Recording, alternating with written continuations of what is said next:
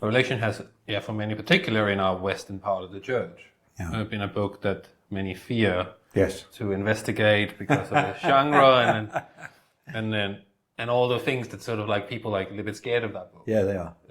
Maybe myself included. Yeah. So, and why do you think that is the case? I think it's the case because we've had a vacuum of understanding of thinking about how to do these things. And you know what vacuums do? They hoover up rubbish. So in fact, because people have sort of stopped thinking when they've read the book of Revelation, they don't have a way of approaching it. It means that when other people come along with a crazy idea or a crazy scheme, they go, well, okay, having something is better than having nothing. So they don't have the ability critically to resist those things. So I think we end up with Revelation has got more bizarre and strange interpretations.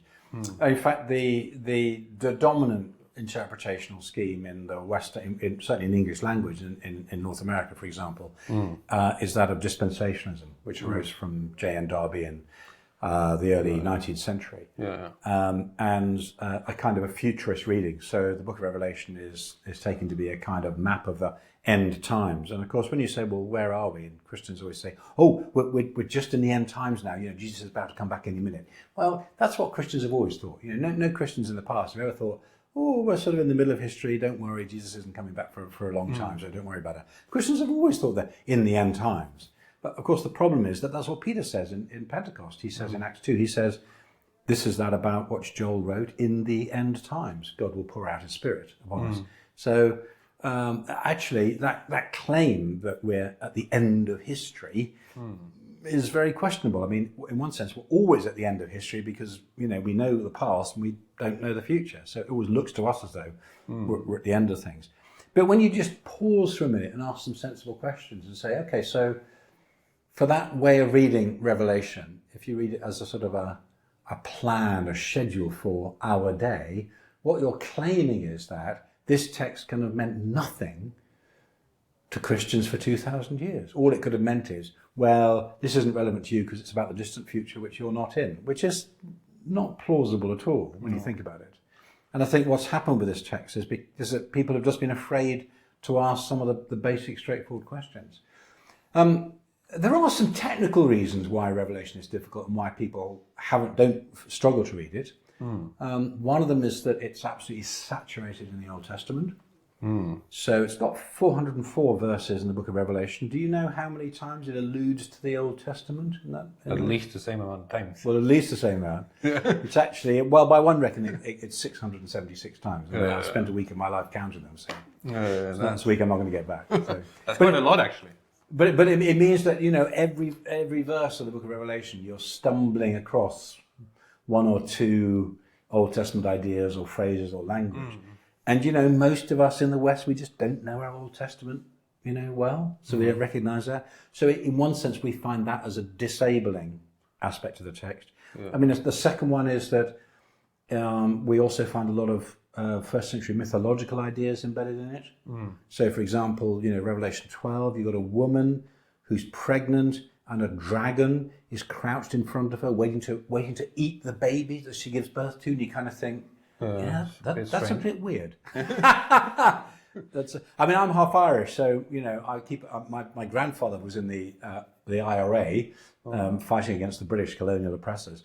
And, you know, so I've got an interest in the whole Northern Ireland situation. I remember there was a BBC TV program a few years ago, and they interviewed a woman, and she said, to be sure, if you're not confused, you don't really know what's going on. and I think that's true of Revelation. If you're not confused, you know, you haven't really understood the text, because, you know, that everyone agrees, every commentator agrees, that chapter 12 is the central pivotal chapter. And you've got dragons eating babies from pregnant women. You kind of think, if you don't think that's weird, you need to read the text again, you know. But for anyone in the first century, they would immediately say, oh, I know that story. That's the Leto Apollo Python myth. This is the story we tell to our kids. This is just in the air we breathe. They would not have thought it strange at all. In fact, it was really interesting. A couple of months ago, I was just teaching a group of church folk. We were having a couple of days study on the book of Revelation. And when I told this story, there was a woman who travelled from Cyprus, and she said, I know that story. Because in Cyprus, in the Greek culture, they still tell the story. Oh, yes, interesting. Yeah. So she recognised it straight away. Oh, very interesting. Yeah, it's the first time it's ever happened to me in teaching Revelation for the last 30 years. It's the first time I've ever had anyone in the class who says, yeah, I know that story, you know. That makes sense to me. Yeah. But you see, that's another thing where we are actually culturally at a distance from the text, and therefore the text is strange to us in a technical sense. And I think the other major factor, people say, well, what kind of writing is this? And we're just not familiar with apocalyptic styles of writing. I think it's fascinating that, when Jesus in Mark 4, he's in the boat, he pushes out in the boat and the crowd around on the lakeside, and he starts teaching, and he says, a sower went out to sow, and he scattered the seed on the ground, and it landed in 4 different kinds of places and so on. And then they go back to the house, and we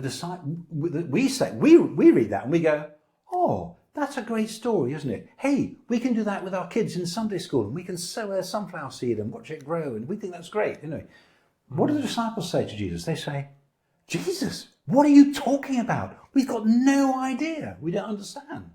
So for them, it was strange. For us, it's familiar.